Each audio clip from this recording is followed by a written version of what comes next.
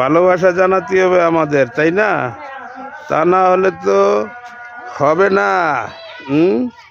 আয়ানের জন্য দোয়া করতে হবে। আয়ান বাবাকে আমরা এখনো দেখতে পারলাম না, কোলে নিতে পারলাম না। হ্যাঁ, আয়ানের জন্য আমাদের পরাণটা কান্দে। কি বলো সাইফান মোল্লা? কবে আমরা দেখবো আয়ানকে? আয়ানের জন্য রইল আমাদের ভালোবাসা। কি বলো সাইফান মোল্লার ছোট ভাই আয়ান মোল্লা? আয়ানের জন্য রইল অন্তরের অন্তরস্থলের দোয়া ও ভালোবাসা। আজ দ্বিতীয় দিন হতে চলছে আয়ানের বয়স। সকলে আয়ানের জন্য দোয়া করবেন। ওই যে বাবা চলে আইছে, তোমার বাবা চলে আইছে, সাইফানের বাবা চলে আইছে।